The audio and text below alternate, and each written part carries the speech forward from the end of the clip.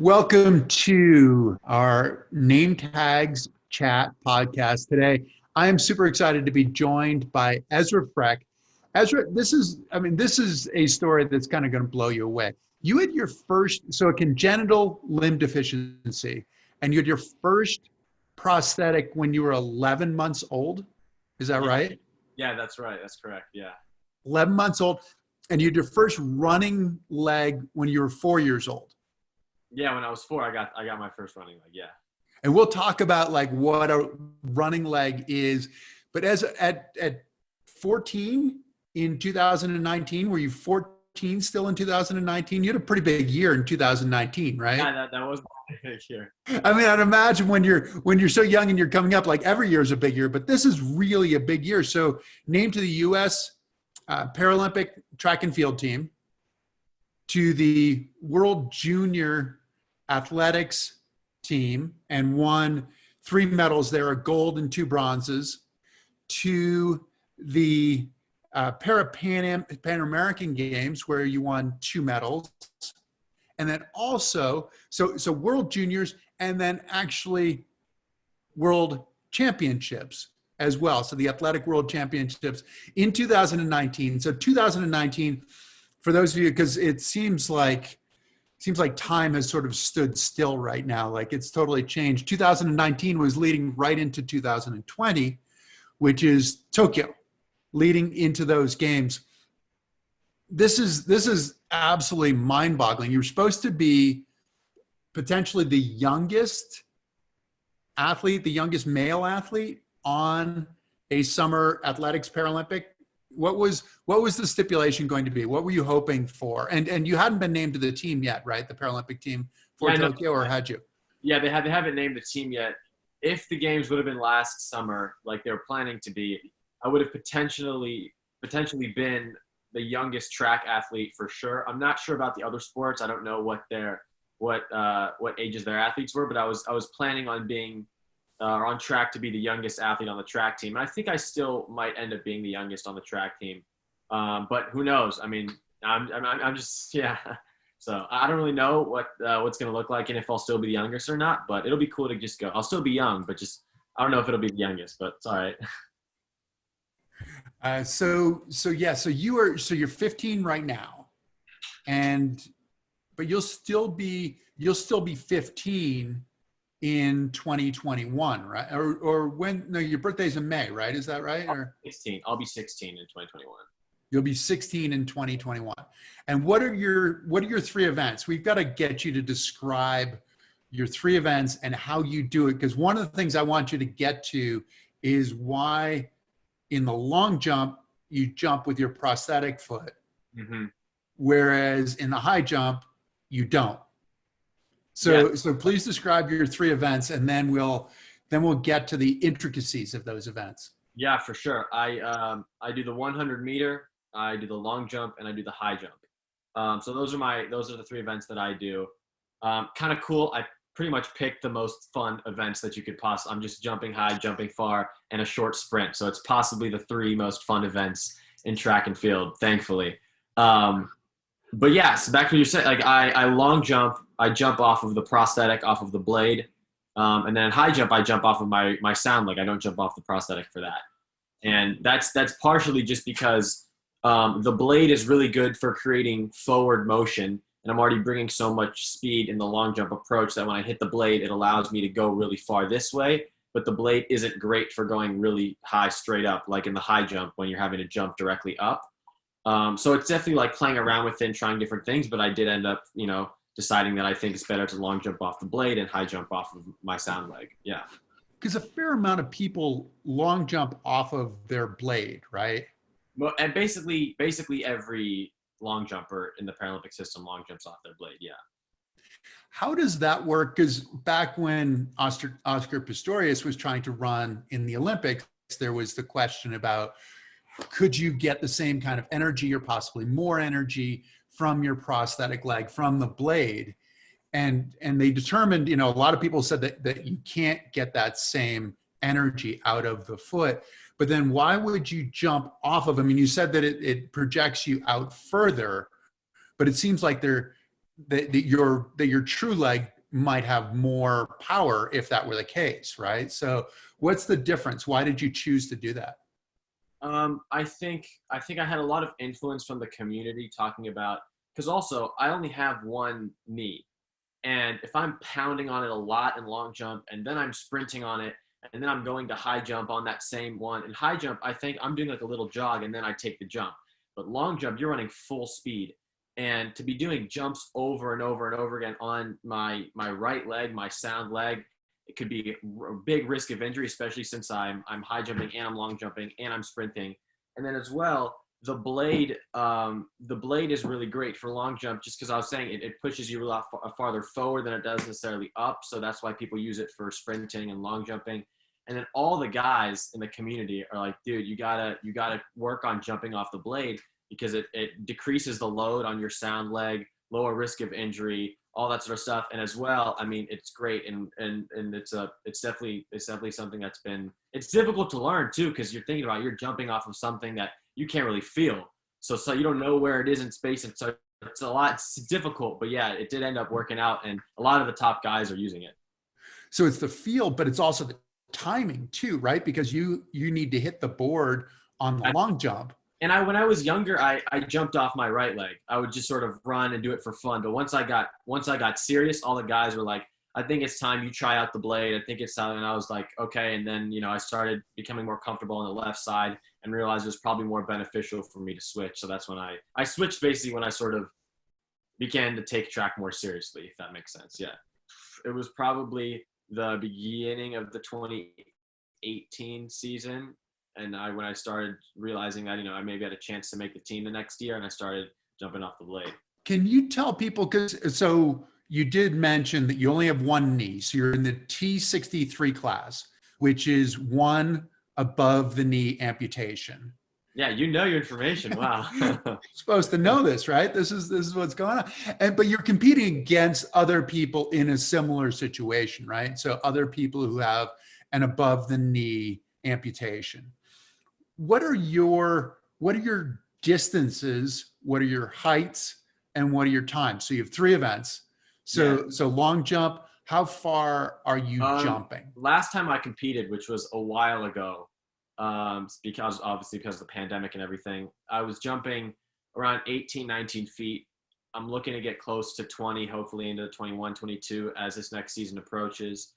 In high jump, I jumped, the last meet I jumped out, I cleared 5 feet 8. But then now, as this season's coming up, I'm looking to be getting above 6 feet pretty easily, and then hopefully putting myself in a position to medal in the high jump as well. And then the 100 meter, I was running about 13 seconds. And then now, with a lot of training, hopefully by the time Tokyo rolls around, I'll be running around 12 low. So yeah, those are my times. They're a lot different what I'm doing in practice now than what happened back in 2019, but yeah, so that's kind of where I'm at right now with my results. And that's a product of training. You're continuing to train hard, but you're also continuing to mature. I mean, it's one of those things. I've listened to some of your interviews. You've had a fairly deep voice for a long time. You're a 15-year-old kid, but it doesn't sound like you're going through puberty and having your voice crack and all that stuff. You sound like a man. But let's go back to that. So hoping to get down to 12 in the 100 meters. What do you have to run to qualify? So to hit the international standard, and what do you have to? You made at World Championships, you made the finals. So you're in the top 8, or you were in the top 8 at World Championships. Sometimes for Paralympics, you get some other people who might not have made it to World Championships, and you might get a more full field. Yeah. What do you feel like you have to run in order to feel like you're really competitive? And the other thing is too, I mean, just for the audience, this is your first games, but you might well be at your real peak in LA in 2028, or possibly in Paris, and hopefully in Paris and LA, right? Keep it for that full year, full 4 years between. Yeah. I think in a year where it was the year before the Paralympics, like you were saying, a lot of guys were sort of they're not taking breaks, but it wasn't the most competitive field there's ever been, let's say. So I was amazing. I made the 100-meter final. It was awesome. But also in the Paralympic system, the way they select the team is if I qualify in the high jump, if I make this US standard in the high jump to make the Tokyo Games, they'll put me in the 100-meter and they'll put me in the long jump.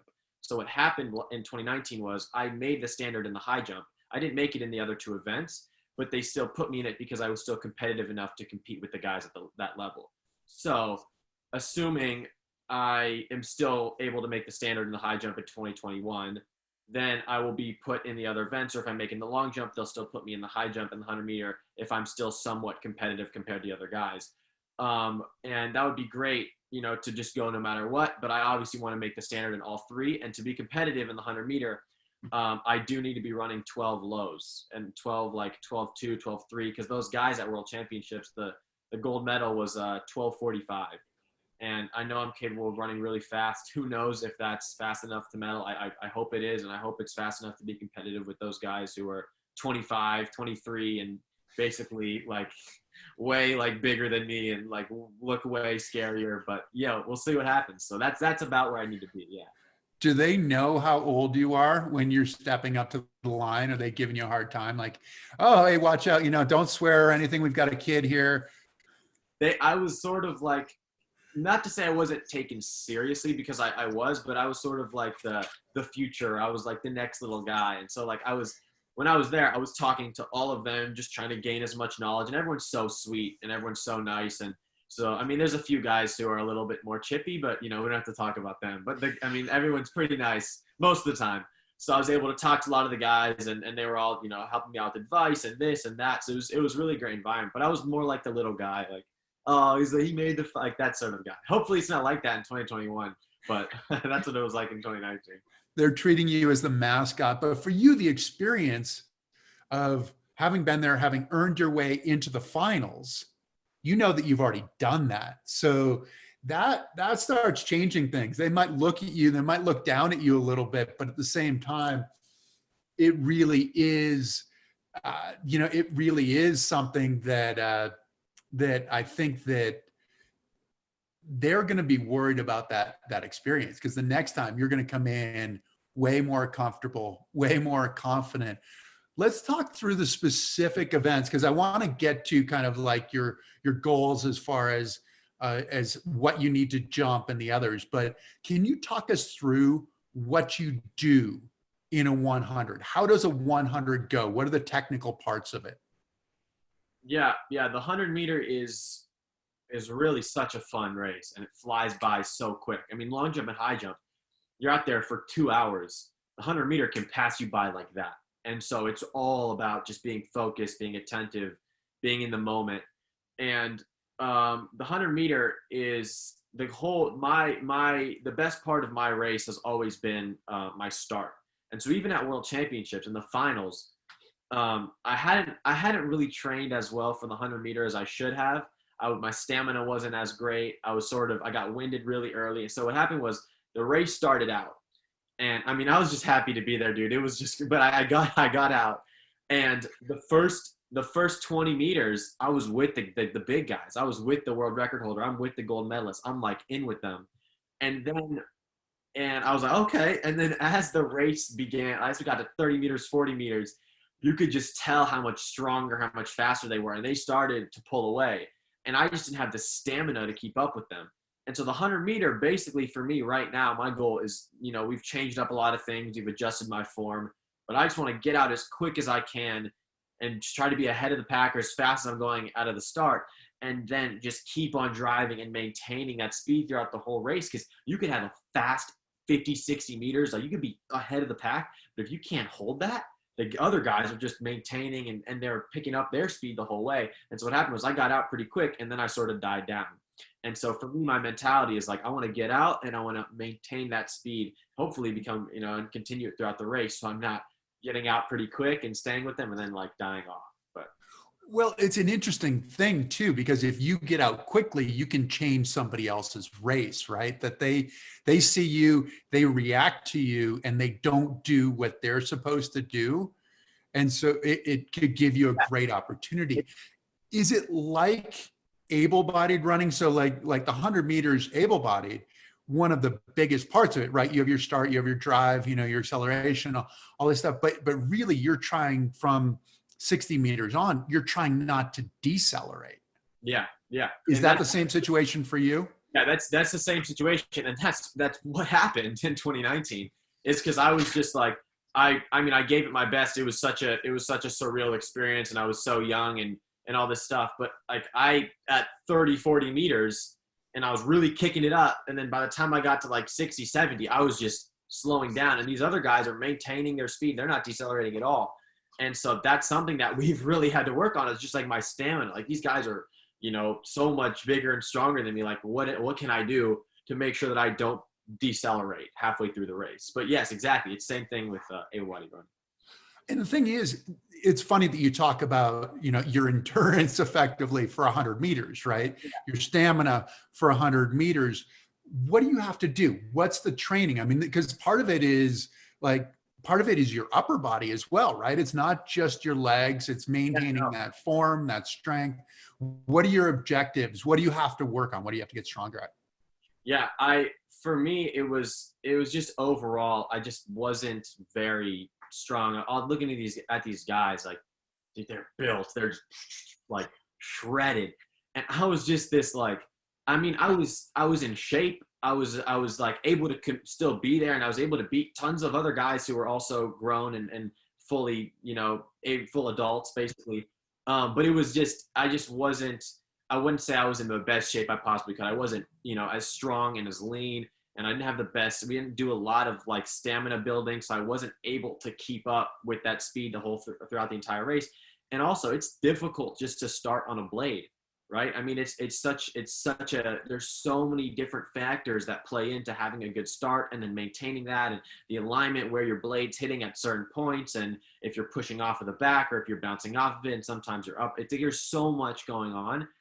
And I was really focused in 2019 on the high jump, because I knew I was going to be able to make the team if I really focused on high jump.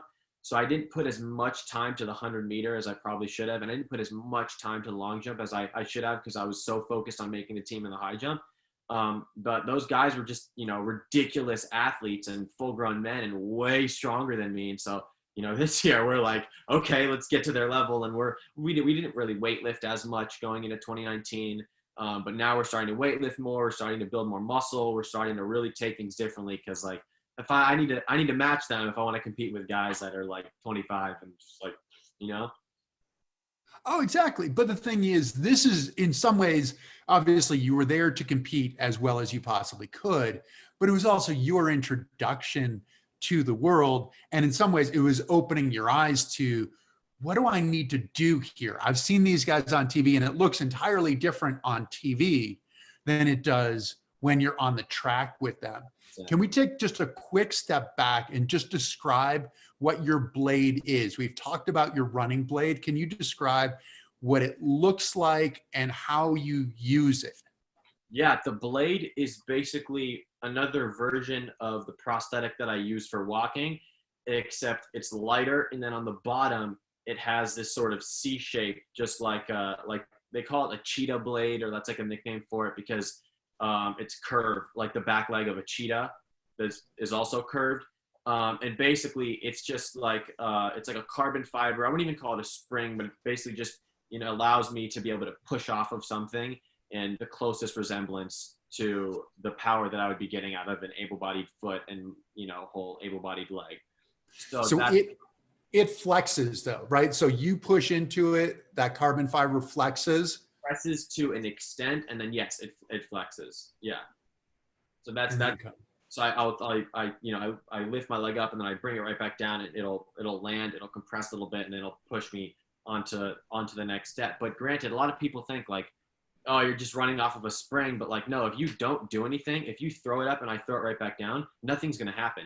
It's pushing pushing into it, and then using the very little muscle I even have in half of my leg to push that off, and then maintain the step and continue without falling out of line and holding. It's like, there's a lot of different components, and a lot of people just think it's just like, oh, you just throw a spring down and bounce. It's like, it's not even, if I were to throw it down, it would not be bouncing anywhere, just basically stay right there. So yeah. Right. So these are the different classes, right? So the below the knee amputees will basically have a similar kind of blade, but they have a knee.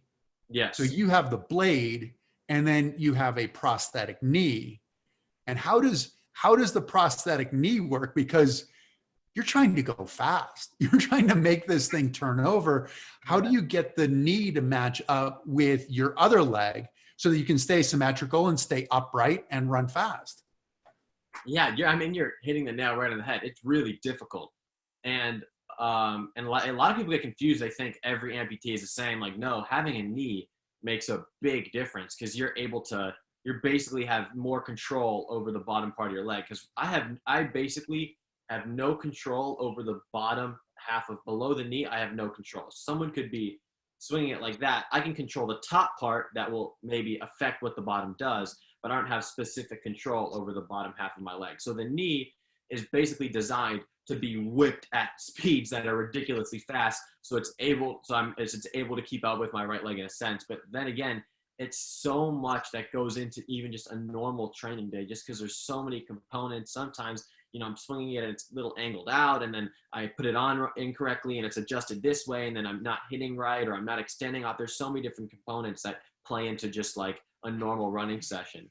But yes, the knee is definitely, and I mean, the way they've designed it is amazing. So I'm able to kick it really fast. But it's definitely difficult because, there's so much that plays into the sprint.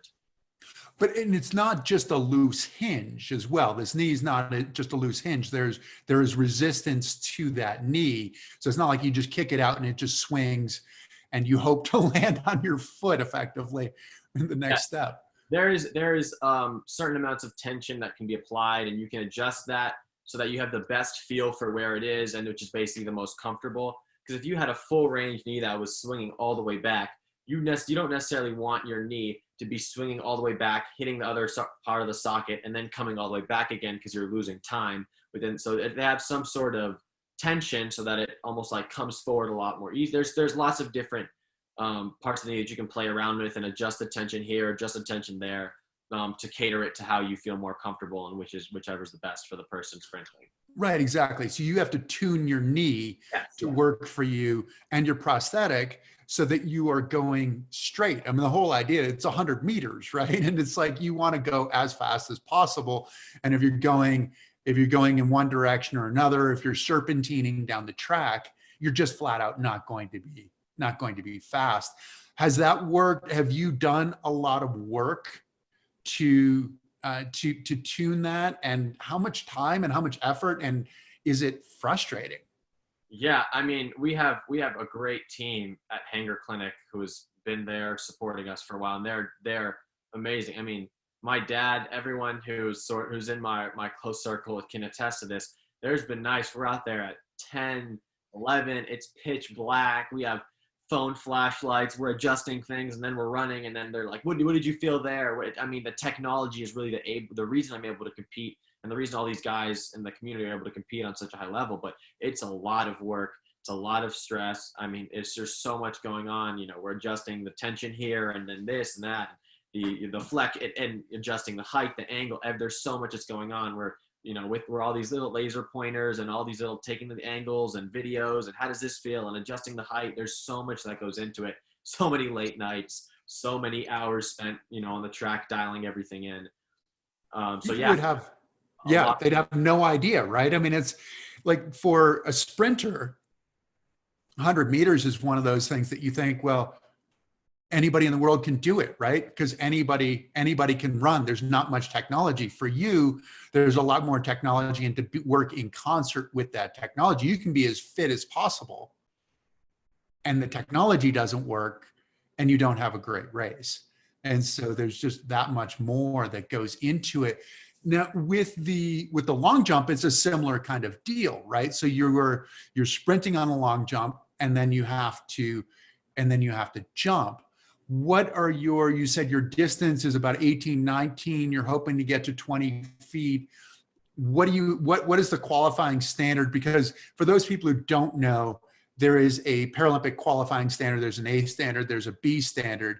and one, you have to make those in order to get into the event, but then also it's part of the determining factor because Paralympic sport is so difficult in that you're not necessarily even competing sometimes for a spot with other people in the T63 class, where you might be competing against somebody in a wheelchair for a spot on Paralympic Games because it's based on your proximity to, it gets really confusing, your proximity to, or how much you've exceeded the standard by, and then it's a ranking order. So it's really challenging. But what would the standard be, or what is the standard for the long jump?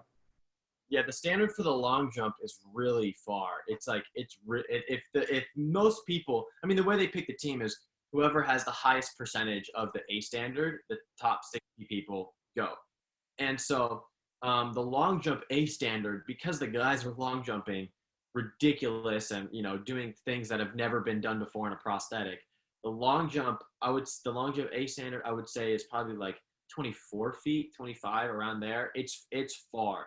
And so I know that in long jump, I may not have the best chance of making the standard, but that doesn't necessarily throw me out of medal contention, because at the games, who knows what can happen.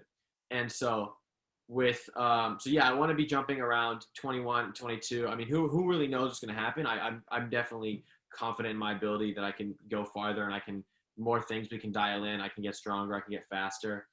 But yeah, the long jump standard is pretty crazy because the world record was just recently broken. I mean, it's just constantly all these guys are just super competitive in the long jump category. And so hopefully in Tokyo, I'll be up there with them, jumping those marks.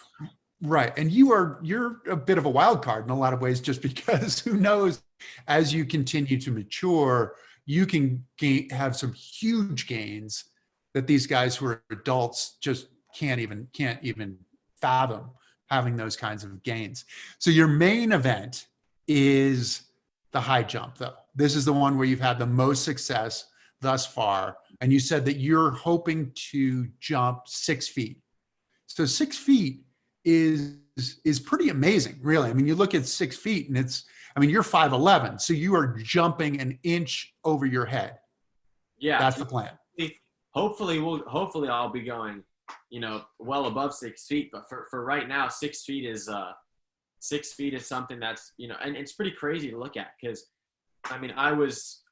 a year ago I was jumping like 5'6", 5'7", and then now, we've been putting a lot of work in, and hopefully a 6 foot jump is not too far down the horizon. And then by the time Tokyo rolls around, because 6 feet would have gotten me, if I jumped that at World Championships, that would have been a bronze medal or a silver medal. So in the high jump, I'm definitely closer to being competitive than I am in the long jump and the 100 meter right now, based on what I jumped at the last World Championships and sort of where I am. But yeah, so high jump, if I can get above 6 feet, it'll put me in a really good position for Tokyo. Yeah. For medal contention. What does that look like? Like you're on the apron there, and you're coming up to the bar, and the bar is over your head. How do you comprehend that, like intellectually, that you are going to jump over this thing that is over your head? Because it's so ridiculously cool. But how do you understand it in sort of a spatial way? First of all, thank you. And second, you slowly start building up, and there's a lot of times, I'm just completely honest with you, I jump and it's in practice, it's absolutely horrible. My coach goes, "What the hell just happened?" And I go, "I got scared. I just got scared." It just happens. And it's because it's a bar, and it hurts if you land on it, and if you land directly on it, and it's high, and granted, we train so much and you practice so much and condition yourself to putting yourself in the situation. So if you do see a really high bar, you know how to handle it, you know how to react, you know what to think. But there's still times I'll go up, I'll just whiff a jump completely, and I'm just like, yeah, we'll do that. I just got scared. And it's just like, it just happens. Sometimes you psych yourself out. And the whole point, yes, a lot of the guys, they jump with like this bungee up that's not like a real bar. It's very like soft. So if you land on it, it doesn't hurt. And we used to do that a lot.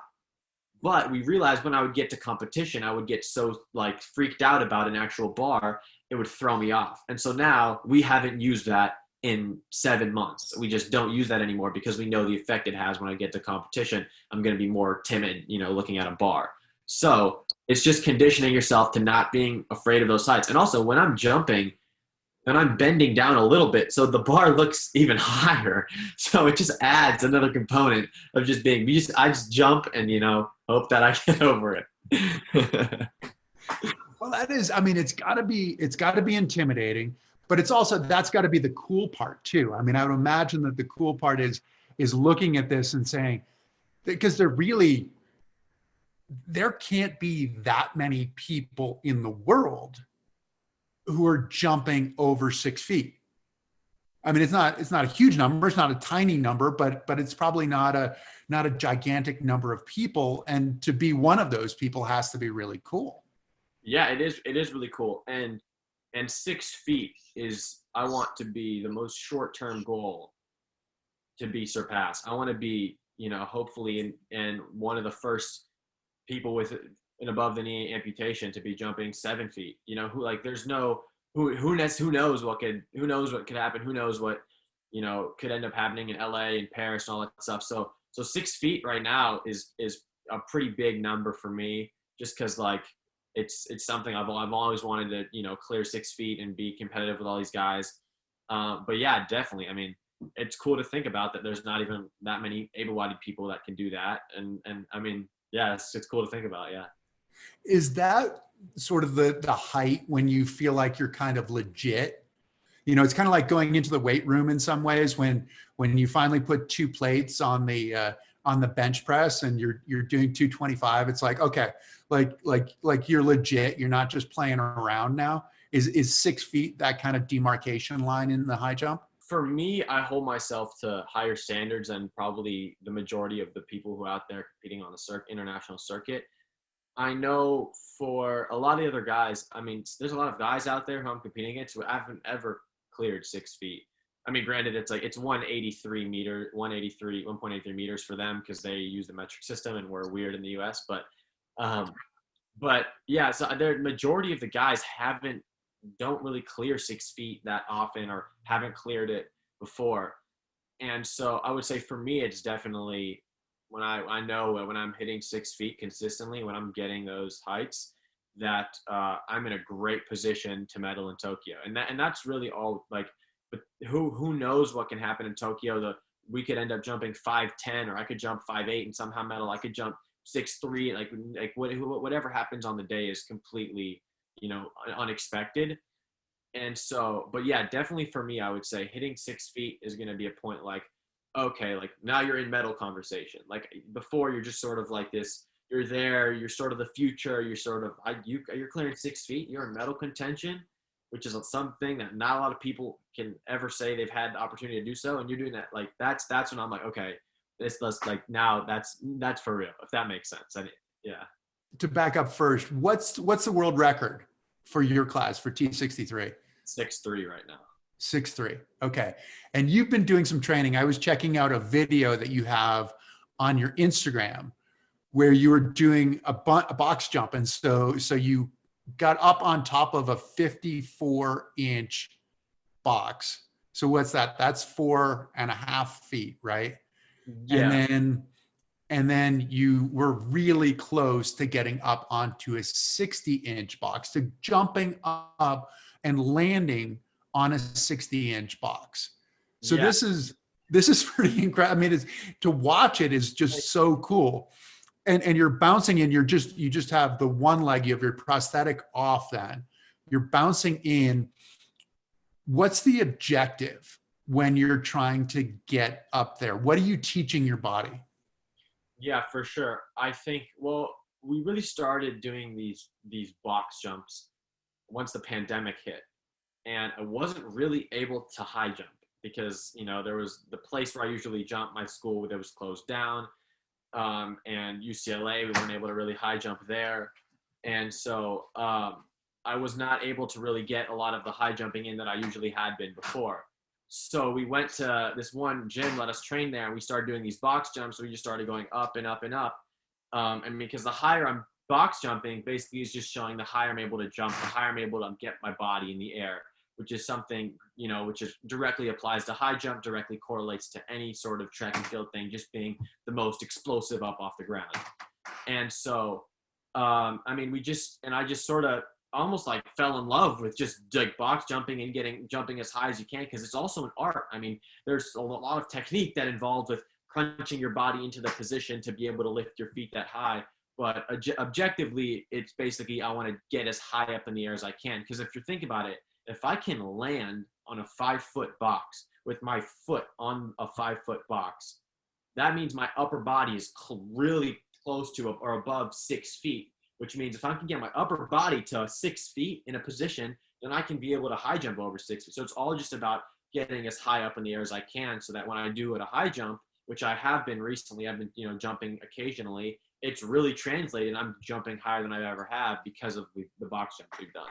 Because of the explosion exercises that you've been doing, and probably the skill oriented, I mean, the proprioception to be able to get up that high, bring your foot up and try to land on the box. And the thing is, you're risking a fair amount too, as opposed to like when you're jumping into the pit, you're jumping into, granted you said the bar is hard, but you're landing in the pit. So at least the pit is soft. Whereas if you don't make it onto the box, you can go backwards and land back on the floor. So you're risking a little bit more there. Yeah, there's a little bit more of the risk for sure. But.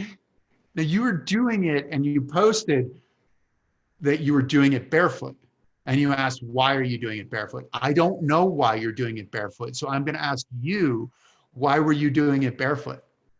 So I usually wear a certain type of these certain shoes that I like to box jump in because they're the lightest. The Nike Reacts are the ones that I usually just gave them a free promo, but the ones that I usually these are the ones I usually box jump in. And that day I didn't know we were box jumping, so I wore a different shoe just from thinking about it. So then we ended up starting the box. My coach was like, we're going to start box jumping. And then I tried it in the other shoes, and they're kind of like a little bit heavier. They're not as light. And so I was like, you know, I'm just going to try it barefoot today because I don't really like the feel. And I tried it barefoot, and actually was like great. And it was like I jumped pretty well that day. So it worked out, yeah. So it wasn't a workout oriented thing, because that's what I was trying to think, is that, you know, it was like the born to run kind of thing, that if you're barefoot, that then you're developing more muscles in your feet or something like that could help your balance or something, but it wasn't that. There are stuff that we do barefoot, or my coach is like, maybe use one of your socks or something like that. But that one specifically, no, that's interesting. It was more just like a spontaneous, like, I'm just gonna try it barefoot. I don't like the shoes. And then it worked out, so. I was giving you more benefit of the doubt. So now you've obviously done a fair amount of media. Did I read correctly that you were on Good Morning America when you were 4 years old? Is that right? Yeah, I was when I was 4, yeah. 4 years old, Good Morning America. This is like Tiger Woods being on the Mike Douglas show, like back when he was a little kid. What were you doing on Good Morning America when you were 4 years old? Yeah, it was, I don't really know how we actually got started, like how we got on the show. It was my parents were surprising me with my favorite basketball player, Pau Gasol. And I still am a huge Lakers fan. And so they set this all up, and we went backstage of a Laker game, and then he came back in, surprised me. It was like this whole thing. I am not sure how we originally, maybe that was the whole premise of it, was like surprising. But I got surprised with my favorite basketball player, which was cool. So that was the idea of it. Yeah. How the player was on my leg. Like I had a picture of him on my prosthetic leg. He was my favorite. So they surprised me with him, and I got to like show him, and it was cute. Yeah. That's awesome. But is this kind of the child prodigy thing? Is this the kind of thing where people knew back then, like, hey, check this out, 4 years old, we need to get this kid on because he's going places? First of all, thank you for saying that. I don't know if that's what it was. I don't know if they're like, this kid's going to be, I don't know, this kid's going to go, I'm probably not, but who knows? I'm not sure. Because for you, you are about the competition, but partnering with your father, you created Angel City Sports, right? And so can you describe what Angel City Sports is and why you decided you wanted to do this, why the two of you decided you wanted to do this. Yeah, for sure. Basically, my dad took me to my first ever track competition ever when I was 8 years old. So that started all of this that I'm even doing to begin with. And we flew across the country for it. And it was in like Oklahoma. A tornado had just like rolled through there. My mom almost didn't even let us go to the competition because she was concerned that some natural disaster would happen. It was this whole thing, but we ended up going anyways. And my dad at one of the events, actually at long jump, the first time I did long jump, my dad was like, "Why are we flying halfway across the country to run, jump, and throw stuff? Right? Why isn't this happening in Los Angeles? Why is this happening in Southern California? There's the community, there's the people, there's the weather, there's the facilities. There's so much, there's such a big adaptive community in Los Angeles. Why is there any sort of Paralympic competition or any sort of community being gathered there?" So that was when the idea really happened. He came up with, I guess, sort of the premise of this organization that is able to provide sports for people with physical disabilities. And then fast forward now 5 years later, or no, 7 years later from that first track competition, we're helping thousands of people with physical disabilities get access to sports with programming, equipment, training, competition. And then we do year-round clinics, and then we have athlete resource night for basically providing like a community for, people with physical disabilities, because people with physical disabilities don't really feel like they belong anywhere. And I, know from firsthand experience, you feel like an outsider everywhere you go. You're always stared at. You're always sort of like, I'm always labeled as just a kid with one leg. People are always staring at me everywhere I go. And so people with physical disabilities are bullied in significantly higher numbers in schools than those who are able-bodied. And so to be able to provide a community where people can come to an event, they can come to a clinic, they can join a Zoom link now because of the pandemic, and realize that like, hey, I'm not alone. There's other people out there like me. And we're basically, uniting the community through sport and improving everyone's mental health overall. So that's basically what Angel City Sports is and what we do. But yeah, no, it's an honor to do that stuff. So and the hope is that it's not just about kids though too, right? It's kids and adults, right? Adults, veterans, anyone with a physical disability. And it's interesting because the adults, the people who may have an injury and get in a car accident, lose their leg, are inspired by the little kids who have always had a prosthetic, or the kid who's always had that disability, right? And then the little kids are inspired by those older guys doing something, that they may be. So it's like a circle of inspiration that continues around. But yeah, no, adults, veterans, anyone with physical disability. Yeah, the symbiotic kind of event. And effectively what you're doing, the big event is an Olympic, Paralympic, multi-sport event where everybody comes together and you have it together, and you have your Paralympic athletes who have come to it. You've got some stars who have come to it. I kind of have to ask you, I mean, you're in LA, right? I mean, you're starting, and obviously your mother's an actor as well. So you've had some access to some of the stars. Are you allowed to say that you have a favorite star who has come to the event? I mean, Powell might be the guy, and I know that his foundation is involved with Angel City as well. Yeah, Powell's a great guy. If Powell's he's still really close to the family. I don't know if I have a favorite star, just because, we've had Adam Sandler, we've had, Christian Bale, we've had our fair share of stars, and we have Michael Pena. Everyone's super amazing. Everyone's super down to earth. I don't know if I have a favorite one. I guess Powell, if I had to pick, it'd be Powell, just because I've known him for so long. And he's been, connected with us for so long. Since I was 4 years old, he's basically watched me grow up in a sense. So if I had to, but then again, we're just grateful for all the support that we get from anyone who's ever come out. So if I had to, I'd say Powell, just because we've known him for so long. How about on the Paralympic side? Did you have a sprinter, a jumper who was kind of your hero, your Paralympic hero, that you're like, oh, this is so cool, I get to meet so-and-so? Yeah, for sure.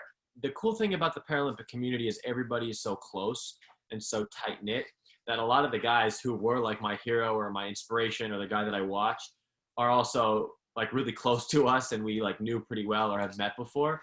So yeah, there was this one guy, Sam Grew, and he's the same disability classification as me, T63, and I watched him in Rio compete in the high jump, and he got silver. And now he's the world record holder, and he's been a mentor to me throughout this entire process. And in Peru at the Pan American Games, we went 1-2. So he got gold and broke the world record, and I got silver right behind him. And he's literally like an older brother to me. We FaceTime all the time. We call, critiquing each other's form, advice, blah, blah, all this stuff. He's like one of the closest people to me on the team. But he was like sort of like my like this big guy, like here, someone who I looked up to, and he became like a mentor to me. And then now we're hoping to go into Tokyo and go 1-2 and do something that, 2 U.S. guys have never really done before in the high jump. So he in the Paralympic world is would be like my mentor, my inspiration. And then he ended up competing with me and competing together and becoming really close. So it was cool. Did you imagine that could happen? That this guy who is your mentor, who in some ways was your hero, suddenly becomes your peer and becomes your competition? I mean, you went 1-2 where he broke the world record and you were second, but it could flip-flop in Tokyo where he's chasing you. Yeah, it's definitely crazy because like all these guys who I was like, when I was 10, 11 years old, I was watching on TV, even just the guys I was competing, even the guys that I competed against in 2019, like from other countries, I've been watching them on TV. Then the next year I'm there, I'm with them. I'm like, dude, like I've watched YouTube videos like about you. Like it was weird. And obviously I didn't want to go out there and be like that, the fanboy that's just like freaking out everywhere, but I was inside. No one could know. I was playing it cool, acting all tough, but really I was like, whoa, this is crazy. But yeah, so it was cool. And definitely, regarding Sam, I mean, who knows what's going to happen in Tokyo? I mean, he's an amazing jumper, and I have ways to go before I, surpass him. But he's been, and it's so cool because at some point, he's going to retire, and I'm going to pass him up at some point, whether that be Tokyo or Paris. Who knows what's going to be? But he's still helping me. He's still, helping me out with my form and giving me life advice, on girls, on this, on school, on blah, blah, blah. Like he's literally like a big brother to me. And so, yeah, so it's pretty crazy and surreal to think about that. Like 4 or 5 years ago, he was just like this like big Paralympic guy. And now he's like really close to me. Have you always had a philosophy? I mean, I watched your interview with Ellen, 9 years old. And I'm assuming you still have that basketball court. I saw another where you were stretching and you still have that basketball court that they gave you from the Ellen show. I'm assuming that's still the same one. Yeah, it's still there. That's awesome. But you said there that being different, and so you were 9 years old when you did this interview. You said being different is okay. You said you can dream it, you can hope it, you can make it happen. And you said focus on what you have versus what you don't have. Those are some pretty heady, mature concepts for a 9-year-old. How did this work? Did you come up with these by yourself? Was this something that there was a collective part with the family, or how did these things end up coming out of the mouth of a 9-year-old on the Ellen DeGeneres show? I don't remember how I just came up with that sort of stuff, but it was, I mean, I had been giving public speeches for a while. And so that sort of mentality, that sort of those mantras were things that I just sort of developed as I was speaking to people and as I began really sharing my story. It definitely, my parents definitely didn't come up with that, but it was, yeah, and on the Ellen show, I mean, she asked great questions. She's a great interviewer. I mean, hence she's one of the most famous talk shows in history, but yeah, but it was sort of a part of my story, what I talked about and the messages that I shared. And so I was grateful for the opportunity to say that on a really prolific stage in front of so many people. But yeah, those were the mantras, those were the messages that I had, and that I had been saying for a while. Did those come out of some difficulty? I mean, you are different than the other kids in your class, right? So being different is okay. Is this something, did it come out of a difficult moment? Did it, you know, did this genius in some ways come out of some pain? I think with any of the stuff that I've said, it all came from, I wouldn't necessarily label it as pain, but definitely personal experience. Like I have felt excluded. I had felt left out. And I had went through points in my life when I was really young where I just was like, why am I the only person in my, like, I just felt I felt like I didn't understand all of this. I went through those dark moments. And I mean, it came with time where I just realized I was like I was born this way. There's nothing I can do. I can't change the fact that I have one leg. I can't change the fact that I have two fingers. I'm in this body for life. And so I just knew that I couldn't sit and wallow in that darkness and the sadness, and I had to make the most out of my life. And my mom, obviously, she's being the actress and public speaker she is, she helped me sort of get my ideas out in a more understandable and well-spoken way as a 9-year-old, or even when I was younger, when we started really public speaking. But it did come from personal experience, and realizing that like being different is okay, and I am different, and that's okay, and there's nothing I can do about it. So I'm gonna make the most of my life. I'm gonna live, the happiest 9-year-old life that I could at the time. But yeah, so that's definitely from personal experience and from the struggles that I sort of went through, learning to accept myself, I would say. How much has that kind of a philosophy helped people who don't have a disability? Yeah, I think I don't like to toot my own horn or whatever it's called, but like I think it's. Well, what have people told you? Have people told you, hey, thank you for saying that. This has helped me? Because you can't project onto them, but you can tell us what they said to you. Yeah, people have said, just because like everybody feels self-conscious about something within their life. You're not going to find a single person who is confident and 100% about everything. And so I think, but getting people to learn to accept themselves, because they're like, hey, if this kid at 9, 8 years old is talking about him struggling, learning to accept himself and being proud of his disability and being different is okay and who he is, then like, maybe my insecurity about, my big nose, or my insecurity about this acne or blah, blah, blah, like it makes people feel, that they're related to in a sense. And that, hey, if someone's able to, learn to accept themselves for having something that's really like a visible physical disability, then I can get through this myself. And so I think it's cool because like, even for me, I was able to learn to accept myself from relating to other people and other people sharing their stories within the Paralympic community. Like that helped me. And so to be able to help other people, it's just like almost like this, the effect of this person helping me and I'm helping someone else. And so it's cool to sort of see that. But yeah, hopefully I have helped some people. But just from the stuff that I've heard, yeah, it's cool to see someone else, who's learned to accept themselves and learn to get through their challenges, because it inspires you to do the same within your life. Do you feel like it makes you stronger to be able to just say, this is who I am? And is that part of the message that you're sharing?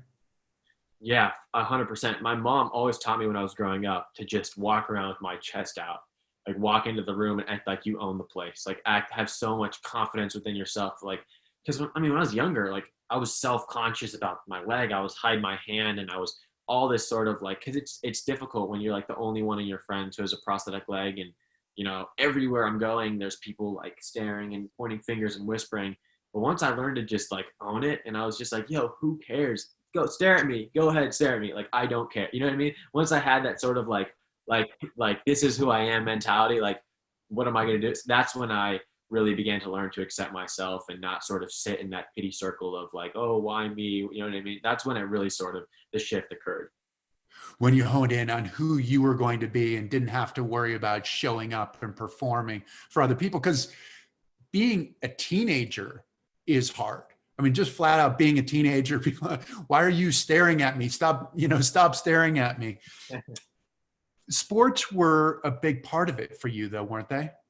A big part of, how did that change the way that like your classmates looked at you when you got on the field, when you got on the basketball court, when you got on the track?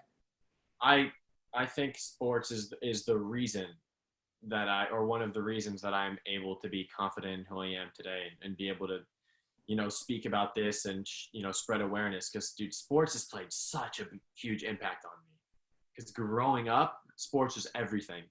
I watched basketball games 24/7, and I loved all types of sports. And so when I do think it's an interesting point that I'm sure it played an impact on how other people looked at me, because I might be this kid with one leg, but when we get on the basketball court, I'm competing equal, if not better than most of the guys there.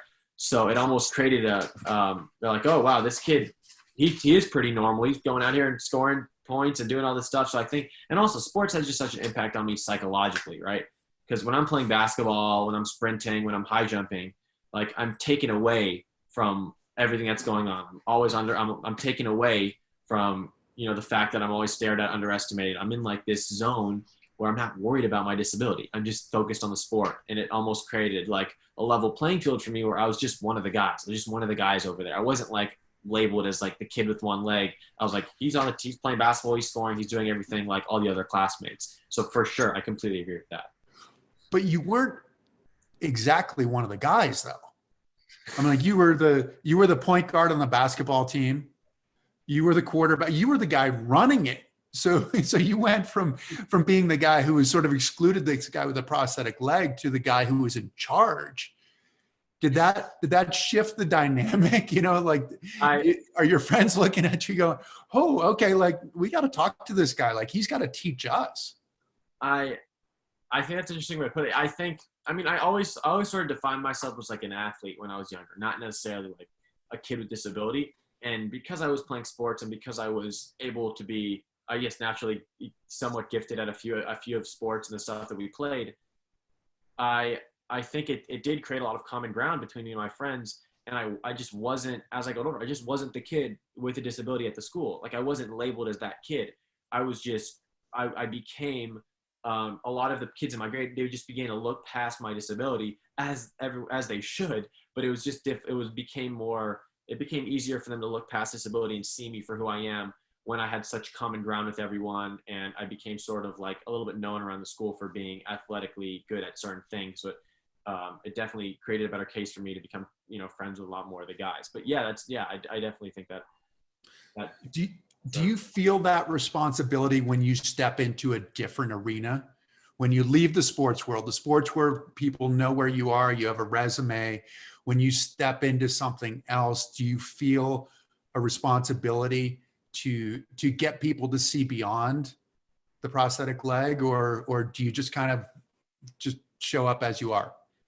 That's really interesting. I don't think I do anymore, just because if someone isn't able to originally look past my disability and is stuck up on the fact, or whether they're making fun of me or calling me names, whatever, like I wouldn't want them in my life to begin with, because they're basically showing their true colors right now. So I feel like and also, but it was when I was trying to be accepted by all these kids, it was more in like the younger grades where everything is more I wouldn't necessarily, everything was more, I was with these kids for a while.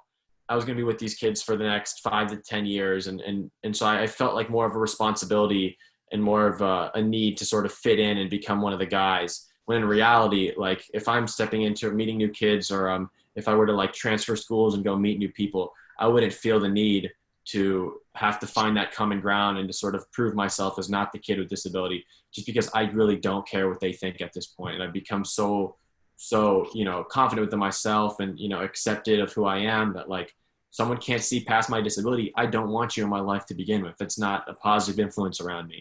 And so I think when I was younger, it was difficult to sort of get to that point. But as I got older, I was just, came with the realization and came with me accepting who I am, that, if I go somewhere, I'm not worried about proving myself, or I'm not worried. I'll be the kid with the disability. That's who I am. Like I am that kid. There's nothing wrong with it. There's no negative connotation. There's no positive connotation. I'm the kid with disability, and that's just, who I am. So the flip side of that though, or do you ever find yourself in a situation where you on first look, you underestimate someone and then they surprise you? Like physically or just like in general? It's like, physically and mentally, you know, I mean, it's one of those things. I mean, it's, you know, there are always the stories of like, you know, you go in for the business meeting and you think that somebody's the janitor and it's actually the CEO of the company or something like that, you know, and it's like, you can make an assumption about somebody. Oh, that person's not important. Does it change the way that you look at it? Do you see other people for their potential? Or are there sometimes where you feel yourself going, hey, I might have just underestimated somebody? I think it definitely makes me more prone because I've been underestimated to not underestimate people as much. Hmm. I think there's times, like any human being, you're going to underestimate someone, or maybe you even, don't think you're underestimating them, but subconsciously they perform better than you expected, which could also be considered underestimating, or they do something that you didn't expect. So I think they're like any, I go through, there's obviously moments like that, but I don't tend to think of myself as someone who generally underestimates people. And I think because of my disability and because I've been underestimated, I'm less likely to underestimate someone just because I can sort of relate to that. But then again, there's always times where someone performs ridiculously well that you didn't expect, or this happens, and so there's always times. But I think majority of the time, I'm more prone to not underestimating people as much as I guess the normal person would. But Well, I mean, we're involved in the world of sports too, right? And we love the underdog, the person or the team or whatever who does something that nobody expected. Because I think in a lot of ways, we all feel like we're the underdog. And we go, oh, the underdog won. Okay, so that means that we won. This is awesome. Do you feel like in some ways, one of the questions is for a lot of people is how do you and how did your family deal with the situation? I mean, a congenital issue. I mean, your mother said in one interview that she didn't even know that there were kids being born with missing limbs or missing fingers or these kinds of things. Do how do people create that kind of resilience to be able to approach it in a powerful way and specifically for you guys? yeah, it's definitely difficult. I mean, for any parent, my dad has talked about how he was, concerned that he wouldn't be able to obviously do the things that, any parent dreams of doing with their kid in a sense. Thankfully, my parents were basically treated me like they would treat any other kid. Like my disability wasn't holding me back or wasn't stopping me.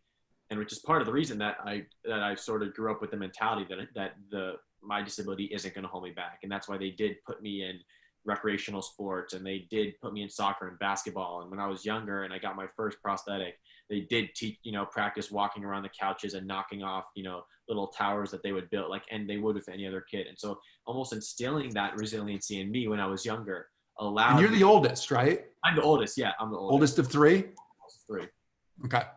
And so by them doing that, it allowed me to have this sort of, like as I got older, the mentality, like they're treating me like they would treat any other kid. So my parents, believe that I can do anything. Why can't I do anything? And so it was amazing of them to have that, because it's difficult. And, I've gotten lots of DMs of parents of kids with disabilities and messages like, hey, like, we're really struggling. We have our tough days. Like, we don't know what to do. And so it's really cool that I'm able to, share wisdom and share knowledge, and my parents are able to do the same for people who are going through what we went through at one point. So yeah, it's great. Do you think that the experience of your grandparents gave your family a bit of an advantage? Yeah, just because my grandparents immigrated to the U.S. Yeah, I think so. I mean, like leaving the revolution in Iran, and I don't know if this is true, but I was reading that your mother's family was Persian, Jewish Persian. Is that right? In Iran. In Iran, yeah. Hmm. That, and so which seems like a difficult situation while they were in Iran, but then leaving before the revolution, coming to the US and having to pick up and start all over again.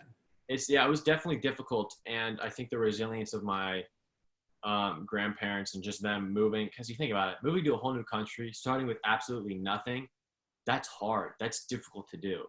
and starting a whole new life from like literally nothing. And they were able to do so, and they were able to provide for my mom and my aunt, and then the wealth were able to provide for my parents, able to provide for our family today. But I think it started.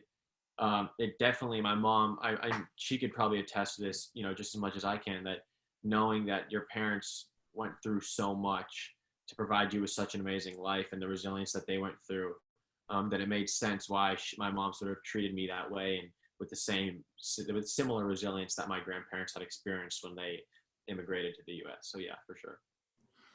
When we started, we were talking about your goals. We were talking about qualifying for the games, all of these things. What do you tell yourself when it's difficult, when you need to keep going and it just seems like nothing's working out right? Your prosthetic hurts. You can't jump within a foot of what you're supposed to jump. And what do you tell yourself? Yeah, for sure. And like that happens a lot. Like I'm not gonna sugarcoat and act like it's some sort of like happy sunshine like all the time. Like there's times where it sucks. I don't want to train. I'm in a lot of physical pain. Beginning of the pandemic, when we originally went into quarantine, I didn't train at all. I was just, for the beginning portion, I was just so like, annoyed that the games had been postponed. I just was the least motivated I've ever been in my entire life. But because I went through that, I realized that I was going through and I just had and also I think about Tokyo all the time. They say you are what you think about it. You are what you envision and you imagine. I think about Tokyo all the time. I'm constant. That takes up my brain. A lot of teenage guys think about girls, think about their social life, think about all this sort of stuff. And like, sure, like I'm a normal teenager. I'm going to think about that stuff too occasionally. But the majority of my, brain capacity is to school and to training and to thinking about the track and watching tape and, laying in my bed envisioning what's going to happen in Tokyo. And so because I think about it so much, whenever I'm not motivated, I don't want to work out, I don't want to do this, this is happening, the blades, this, blah, blah, blah, all that stuff going on. I just think about Tokyo. Like, do I want it? Like, do I really want that? Okay, then I got to put my head down and work. Okay, I just got to do it. And that's part of the thing is just like, I just got to put my head down. And once you sort of once I've gotten into like this sort of groove, it's difficult to fall out of that motivation train because that's all you think about. That's all you're putting everything you are towards that one goal. So it's difficult for me now, especially putting in so much more time, to just sort of like drop out of it and just be unmotivated, if that makes sense. How did you break the negative train after the pandemic hit to get back to say, okay, I'm going to go to work. I don't know when it's going to happen. When Tokyo, because Tokyo was that thing that you could almost feel. Yeah. And then now it's more like water slipping through your fingers kind of thing.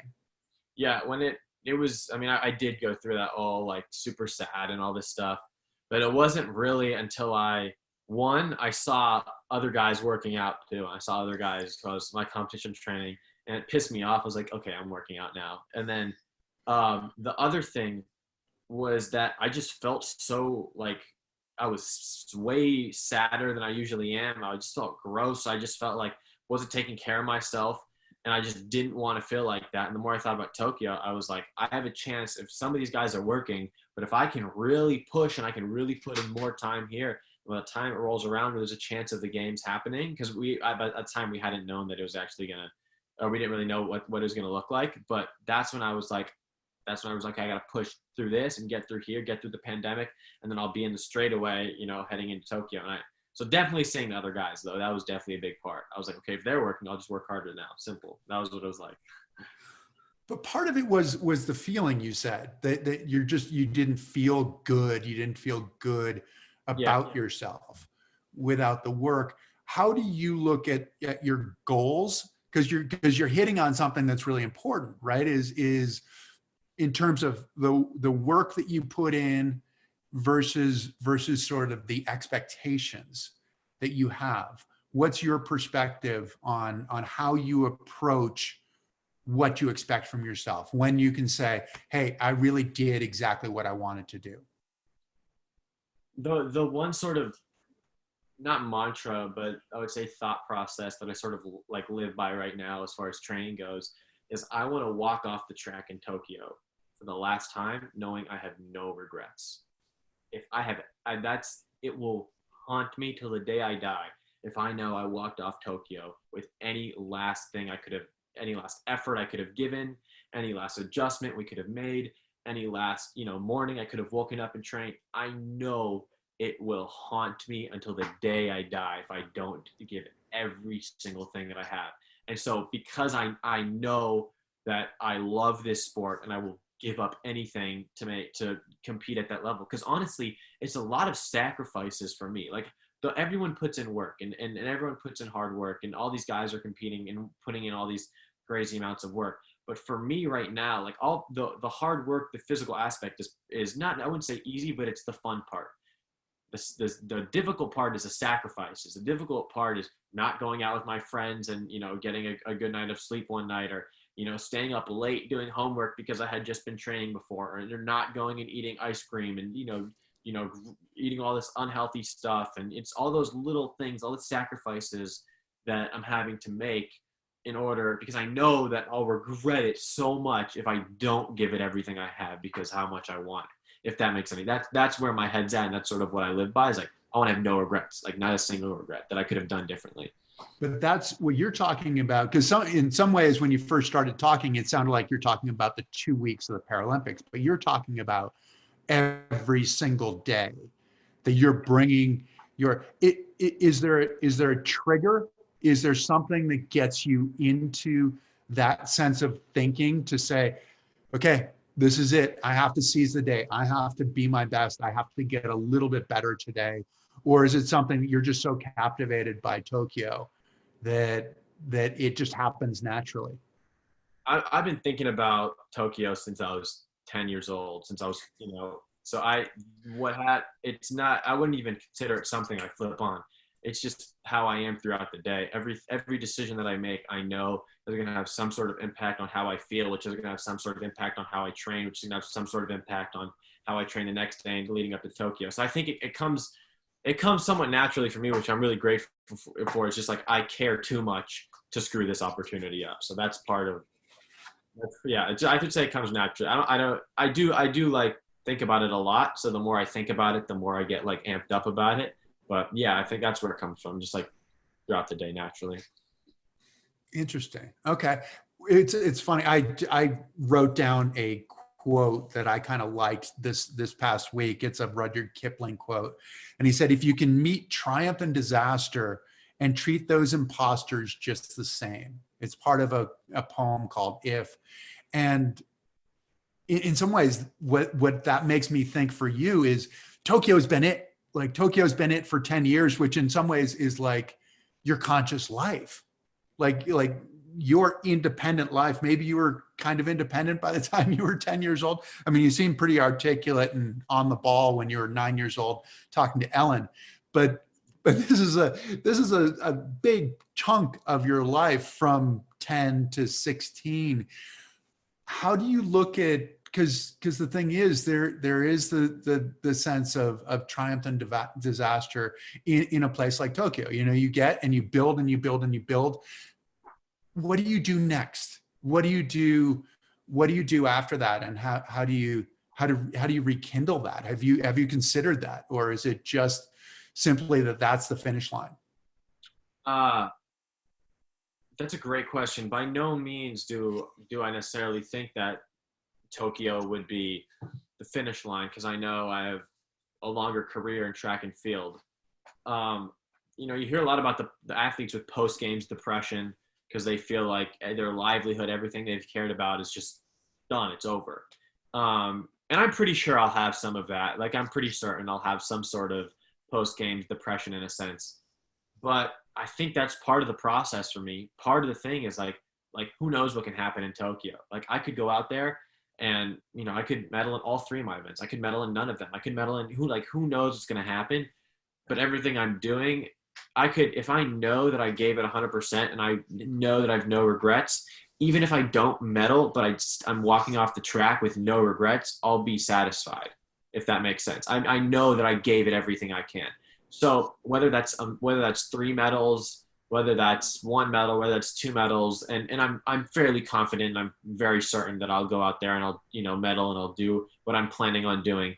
Say that doesn't happen though. I know that if I have given everything I can to the sport and have given everything I can to the games, that I have to be content with the results. And so if that's no medals, but I gave it everything I had, and then okay, it'll make me work harder for Paris then. That's sort of like the mentality that I have right now. No, that's absolutely awesome, and exactly what you'd hope for is the idea of you're continuing to build, and all you can do is work hard. I mean, I've often thought that sport is a lifetime of sacrifice for the hope of a and that sacrifice can be really fun too, but for the hope of a moment of brilliance at the right time, that it all comes together and you have the right race or the right jump or whatever. We'll get you out on this last question. What does your name mean, Ezra, and what does it mean to you? That's a good question. That's a good one. My name Ezra means to help or to teach, and for me, I think my name almost resembles the impact that I want to have on people and the impact that I want to have on the world. It's like, even with Angel City, like the goal is to help. The goal is to make people's lives better. The goal is to improve the lives of people who may not have, a quote unquote, or who may be struggling in any sort of sense. And so my name to me is just sort of embodies the person that I want to be and embodies the impact that I want to have.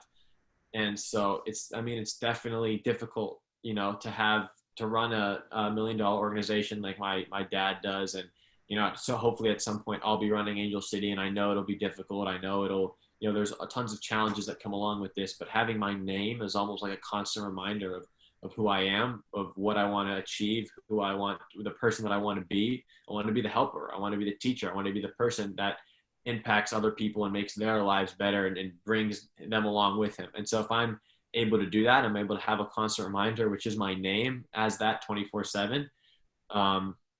That's what it means to me. Is just like, I want to improve the lives of the people around me, people I've never met, people I will meet one day, and make an impact. And so if my name with that as my name, I think that's what I embody. That's who I am. So.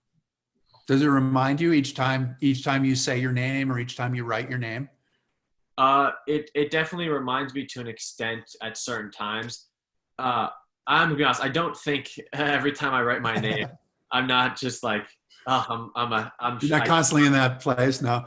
I'm not like taking a math test and I'm just like Ezra, and then I'm just like, I'm here to help people. It's not like I do think about it occasionally and pretty often I do think about it. I wouldn't say every time I write my name. That'd be a huge burden. And your teacher might think, okay, yeah, maybe you should just take the test and stop worrying about teaching and helping people. Yeah. But yeah, no, I do think about it a lot. Yeah. So I would say I do. Yeah. Awesome. So we can follow you at Ezra. It is at Ezra 35. Is that what it is? At Team Ezra 05. At Team Ezra 05. At Team Ezra 05. And so that's on Instagram. Is that TikTok as well? I'm sorry, I'm not versed at all on TikTok. Twitter, Facebook, all social media. That's where it's at. Team Ezra 05, which is your birthday. So that makes sense that's where the 05 is coming from. But people can follow you. There will be a ramp up. Things are still going to be weird as we approach the games, as we approach qualifying, but that'll be the best place for people to watch. You're really good at posting stuff on your training, on some of your mindset, on some of your fun stuff that you're doing. It's entertaining, and we'll be able to follow you. I'm sure you'll be really good once you get back into competition, which I'm sure you are just itching to be back in competition. So we've gone a little bit longer than we ordinarily go, but you've been great. So Ezra, thank you so much for joining us. Get out there, represent well, and we look forward to seeing you soon. I appreciate it. It's been awesome. Thank you so much for having me.